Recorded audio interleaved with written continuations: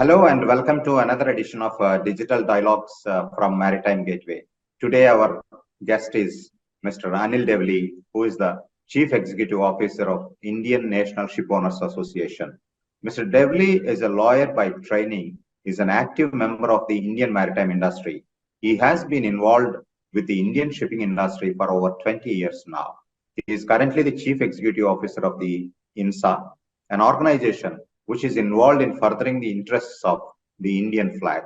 He has varied experience in the business of ship owning and operations. In addition to this, his experience in pursuing policies for the growth of Indian shipping industry, he engages in thought contribution towards other maritime related activities. He is a strong believer that the growth of India as a world maritime power is of paramount importance, and India's relevance and standing in the world is irretrievably linked to the growth of Indian flag shipping industry. Thank you very much for joining us, Mr. Devli. Welcome to the show. Thank you. Thank you for this opportunity. Thank you for having me. So, if it is Anil Devli and INSA, obviously the conversation has to begin with the bone of contention, cabotage law. Though I do not want to start with this, but audience would be looking forward to first. So, again, it has surfaced that the government is thinking of relaxing the cabotage law. So time and again, we have been discussing for last decades, and in between also there were some relaxations happened. So how do you see this move? On one side, we have ministry promising or working vigorously to increase the port capacities. Time and again, they say that Indian tonnage has to go up, and then vis-a-vis again, they say the cabotage relaxation, which obviously the trade feels that in favor of foreign shipping lines. So, what is INSA's view? What is Anil Devli's view? Right. So, thank you. And of course, cabotage is always the elephant in the room. So it is better that we deal with that at the outset itself. So the first thing that I keep telling the government, and I'm going to use your forum, sir, to also spread the word. When people say they will, or the government says, and news item says that India will do away with cabotage. My counter question is, what will you remove? There is no cabotage in India. And I find sadly is that conversations happen on this without any research, without any effort to look at data. Somebody in some newspaper gets up and writes that the government intends to relax cabotage. Then everybody else starts following that, and nobody takes the effort to go and ask the ministry. So the first question I want to ask is, has anybody seen anyone in the ministry saying that they want to relax some rule that is going to change the way cargo is moving? Nobody. There is no statement from the ministry which says that they want to make any changes in the way transportation of cargo will happen. Coming back to cabotage, there is no cabotage in shipping. I want to use your forum to tell you there is no cabotage in shipping. Why in the world do people say that cabotage is being done away with? Cabotage exists in our airline trade. For example, British Airways cannot move a passenger from Mumbai to Delhi if they so desire, even if their cost is lower. You have to have an Indian airline company to be able to move people within India. That is cabotage. Ask yourself, does that rule apply to movement of cargo? No. In fact, close to about 60% of India's coastal cargo is carried by foreign ships. Is there a restriction to use foreign ships? There is no restriction. All that the government says is that before using a foreign ship, check if an Indian ship is available and give them the cargo.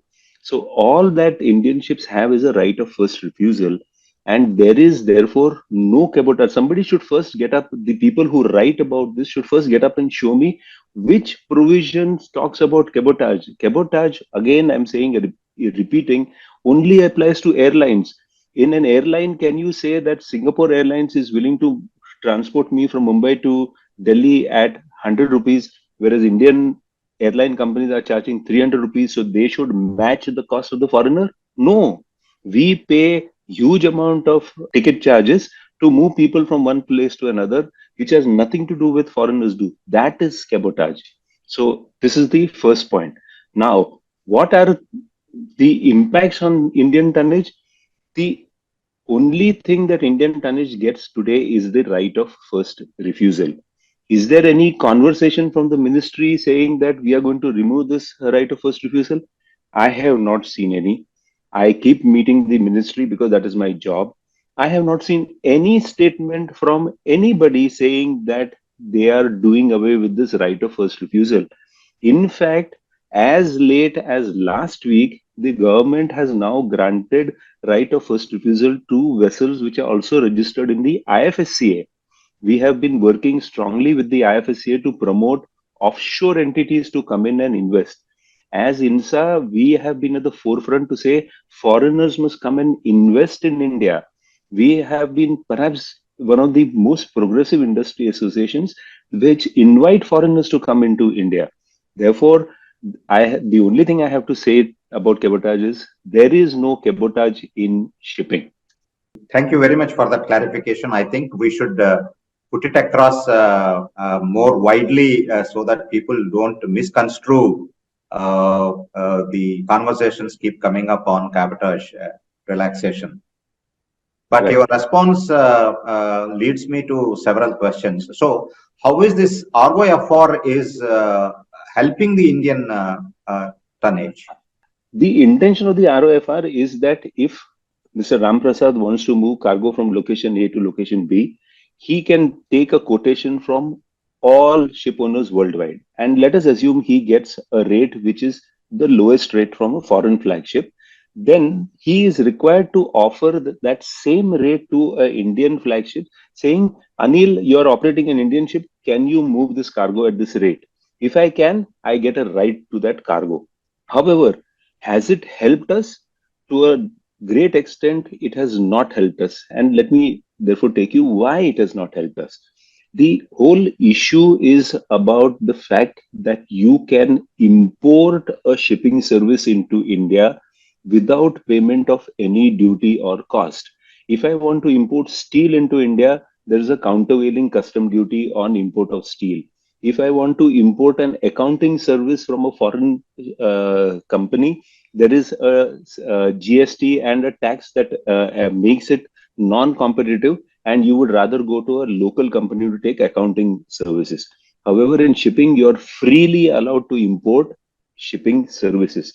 Now, the cost of operation of an Indian flag vessel versus a foreign flag vessel is what one needs to see. Therefore, if an Indian company was moving cargo from, say, Abu Dhabi to India, and a foreign vessel was moving cargo from Abu Dhabi to India, and the vessels were exactly the same, then if the cost of the operation of the foreign flag vessel is 100 rupees, the cost of operation of an Indian company is 119 rupees 22 paisa. Now, next question you will ask me, Anil, if you are inefficient, what can anybody do about it? Absolutely, I agree. But this 19 rupees 22 paisa has nothing to do with operations. These are duties and taxes that Indian companies pay in respect of the India cost, if one can call it so. And therefore, what is important is to not just have an ROFR, but to ensure that there is a level playing field that is created between Indian ships and foreign ships competing for the same cargo. I am being asked to compete for cargo where my cost of operations, because I'm in the Indian flag, is higher. And what do I get in return? Only a chance to match somebody whose cost of operation is far lower than mine. Therefore, that brings us to the point of what needs to be done. What needs to be done is either you tax the import of that service or you free us from the issue of taxation. We pay various taxes. For example, sir, if I buy a vessel and bring her into India, On the first time she comes into India, I have to pay a 5% IGST on the vessel. But a foreign ship can come in, do exactly the same business, carry the same cargoes, come to the same port, do nothing different, and yet they do not pay IGST on the value of the vessel. That itself is the biggest stumbling block in investment in Indian ships, because if I buy a tanker which is say priced at today 40 or $50 million, I pay 5% IGST on that, which the foreign ship does not. Therefore, as an investor, you will tell me, Anil, why should I flag in India? I cannot therefore tell him, sir, if you don't flag into India, you won't get access to Indian cargo. So access to Indian cargo is today available to somebody who does not invest. So therefore, we believe two things need to be done. One is we don't believe that taxes should be rebated out. It is our pride that we pay tax in India, but don't make that tax become a disability for us to be able to compete. So therefore, create a level playing field by taxing the import of shipping services into India. If that is going to disturb trade and commerce, then you will need to exempt us from those costs so that we can compete and carry more Indian cargo. Okay, which essentially means that till the disparities are removed, all these policy tweaks are window dressing. Yes, nothing much will happen, because if you are an investor, you will not invest in India. What we want is people to come and invest in India. And so you're absolutely right. Nothing more but window dressing to say that, oh, we are giving you an ROFR, but that ROFR is of little use to us, sir. But you have been voicing these concerns for long now. What is the response from the ministry? What is keeping them not being very proactive in promoting the Indian tonnage in the true spirit? I think one primary issue is that these issues which today cause this disparity in taxation or duties is something that lies outside the Ministry of Shipping. Within the Ministry of Shipping, whatever needs to be done has been done and is being done. For example, last week I was with somebody who wanted to come in and register a vessel in India. And I'm very proud to say this, that we registered the vessel in India at the Mumbai registrar in then 24 hours. A vessel was registered under the Indian flag in 24 hours. I have not seen that being done in a lot of foreign flags also. So to that extent, a lot of hard work has been done by our ministry, the DG shipping, etc. But issues exist which are outside the purview of the ministry, and the ministry does try to make efforts. For example, the major issue that we did get some benefit was on the taxation of seafarers. So now, while taxation outside India is not applicable to Indian seafarers, yet we continue to suffer from the fact that if a seafarer works on an Indian flagship, then there is a duty, a responsibility cast on me as an employer to deduct tax at source. That responsibility is not imposed on a foreign ship owner who's employing an Indian seafarer.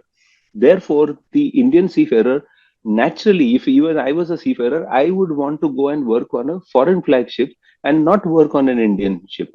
Now, these disparities need to be settled, and we have initiated conversation with our own ministry, and we have been assured that the ministry will assist us. So, to answer your question specifically, as soon as we take up an issue, I must give credit that our ministry swings into action, but at the end of the day, it is a decision of the finance minister, and it is the finance ministry who has to see some logical connection between the growth of India, its ability to be able to provide shipping services, and the fact that India needs to make its shipping competitive. Because all this talk about India being a manufacturing hub and being the place where people should come in and invest will be of no sense if we are not able to provide them competitive shipping services, if we are not able to ensure that our food and energy supply chains are kept under our control, and we never face a situation that was faced by countries who undergo sanctions. Come back to this question a little more deeper. Now, you mentioned in your earlier response about these IFFC, the new regime which is coming up in the gift city, right? Yes. Initially, there were apprehensions how this would work out, the tax regime and all that. So how do you look at these options? I think these are excellent options. The IFSCA has a wonderful structure in respect of ship leasing, as they have in respect of aircraft leasing. My understanding is that three vessels have already got registered uh, through the IFSCA entity at GIFT City. These bring a lot of benefits. If so, having a ship in the IFCA is akin to being a sort of a non-resident. I mean, in a legal fiction way. The vessels which are registered in the IFSCA are not subject to GST. They do not have to pay custom duty on import of those ships, like some of the ships that we have to do in the DTA. These vessels are also, these companies are granted 10-year tax holiday.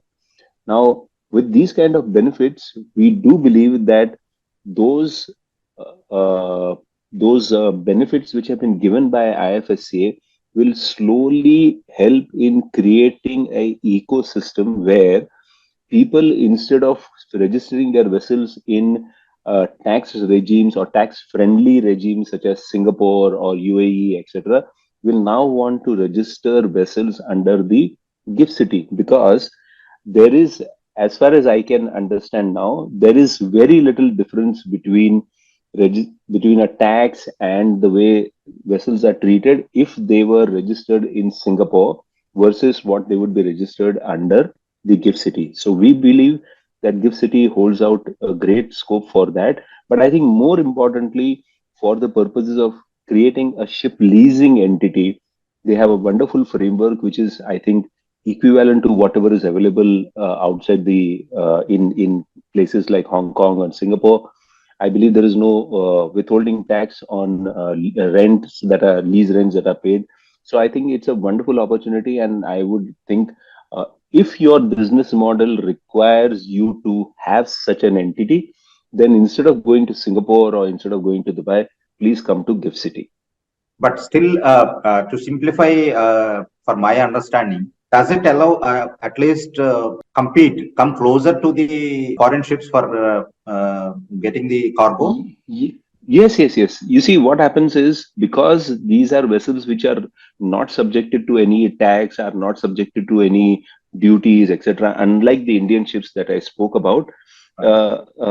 what has been done is that these vessels have been put between the vessels in the DTA, that is the normal ships, and the foreign flagship. So what we now have is that the DTA vessels, right below that, so if a DTA vessel does not exercise a ROFR, the gift city vessel can exercise an ROFR, and only after both of those have been exhausted can a foreign flag vessel get that to that cargo.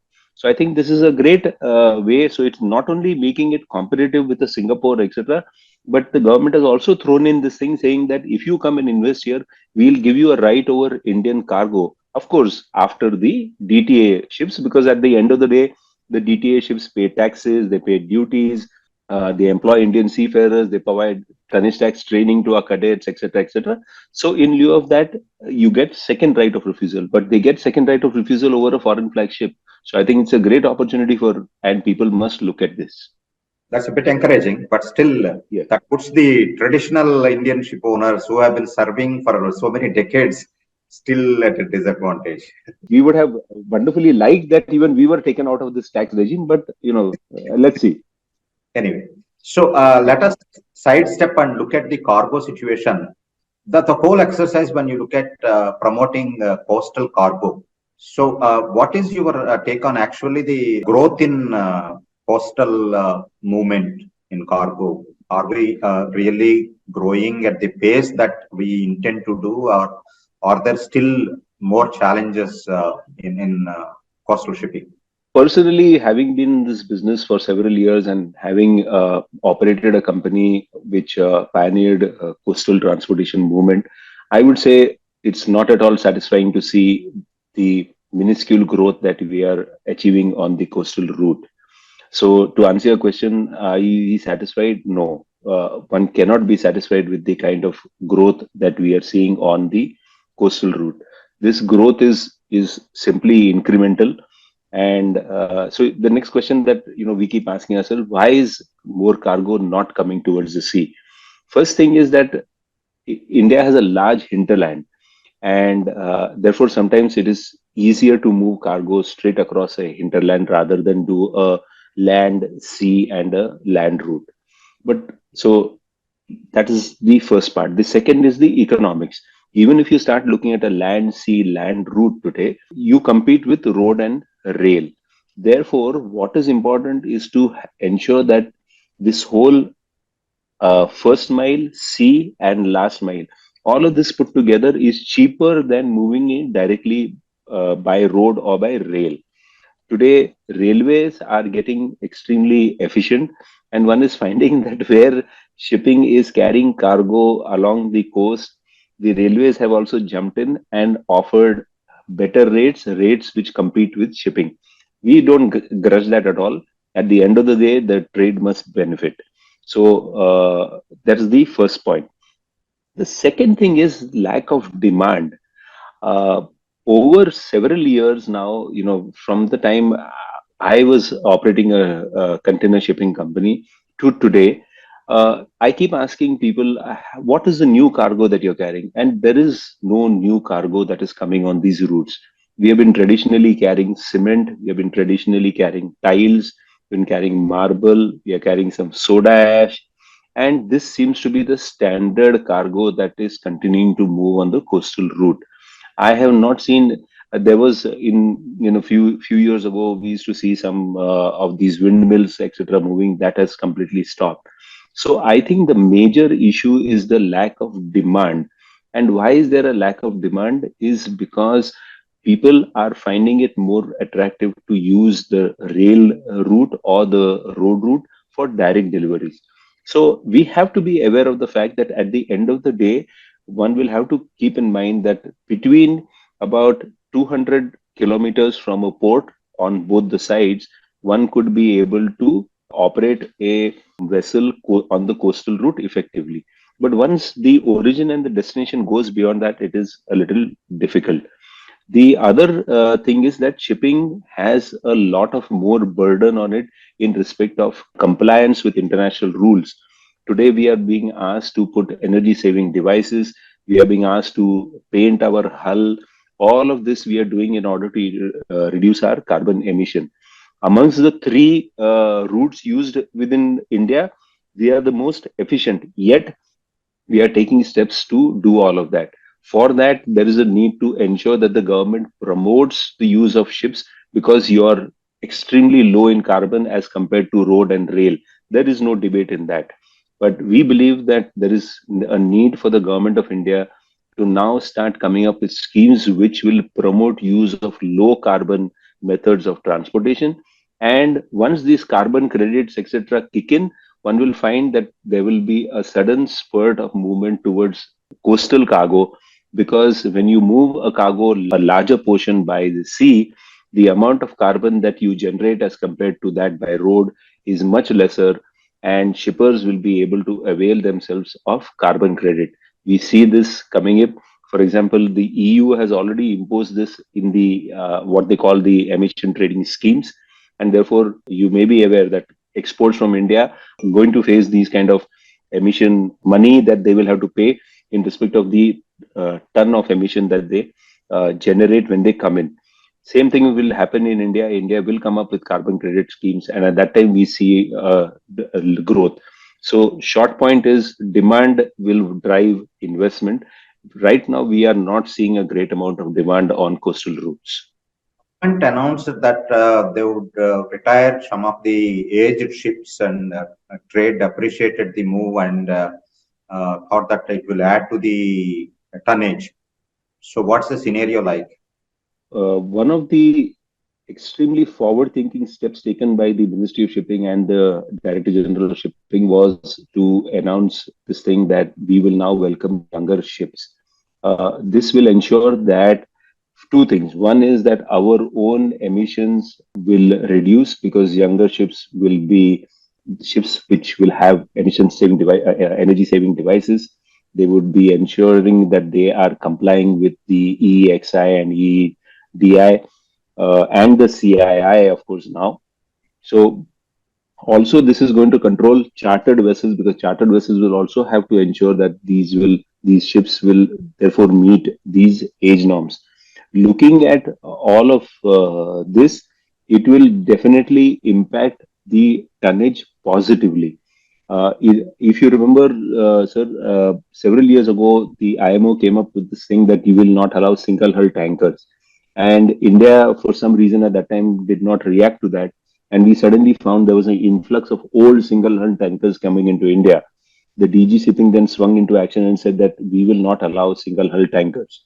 This time, the government has been proactive, in fact, pre-active, and has ensured that with the EU ETS and all these schemes coming in, all ships which are in the C and D, which are not meeting the emission requirements, would have otherwise got dumped into areas like India.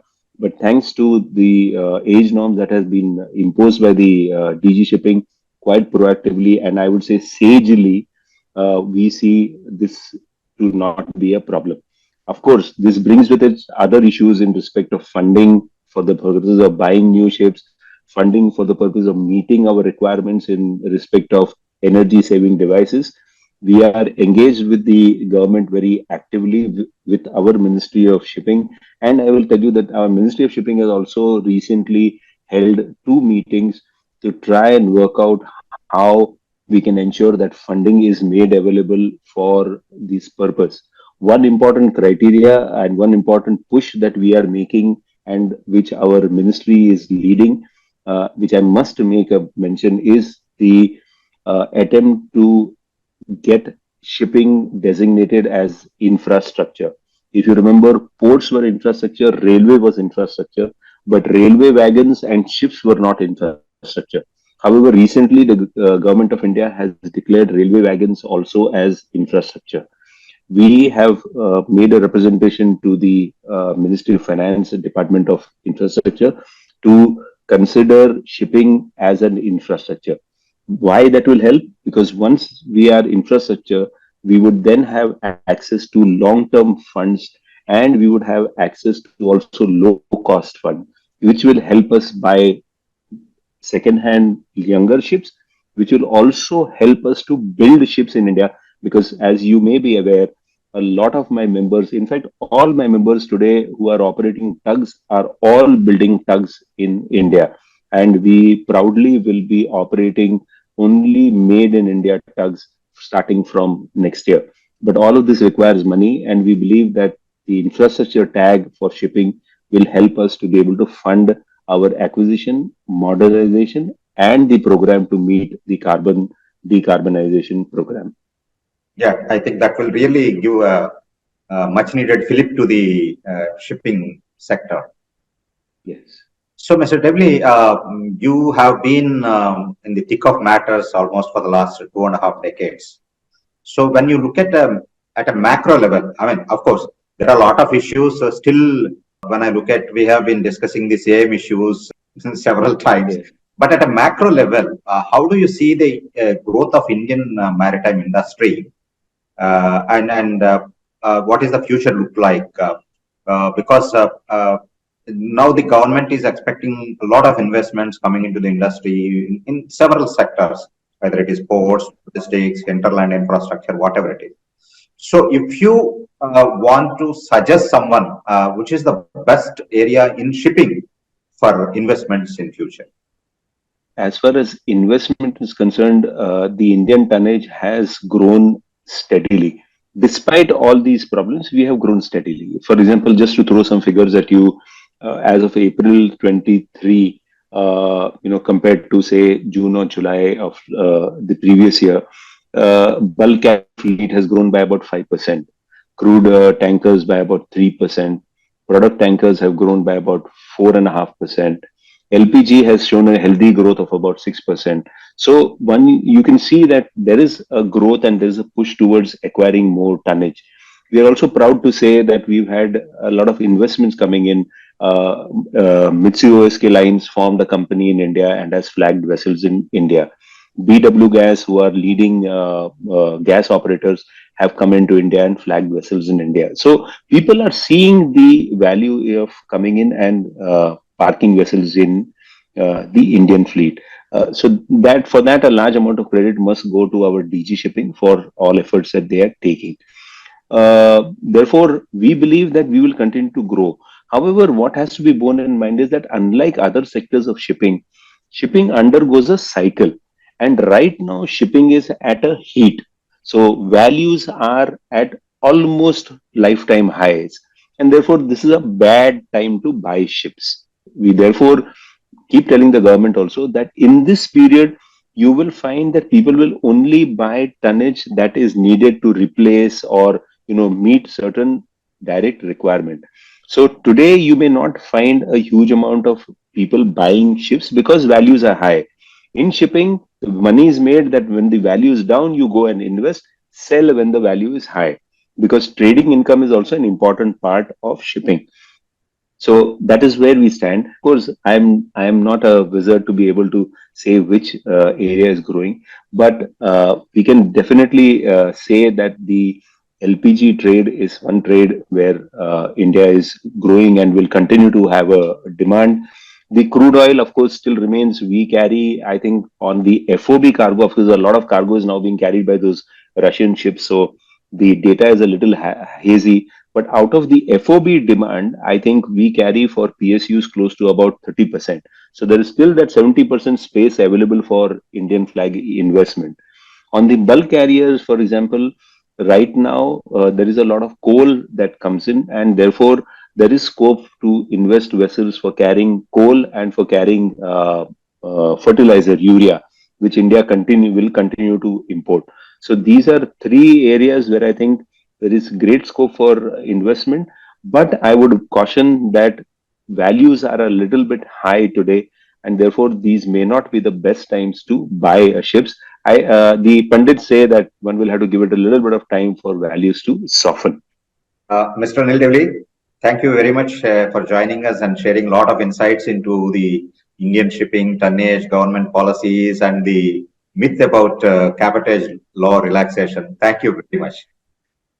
Thank you for this opportunity as always, and I am grateful that I have this chance to speak to you.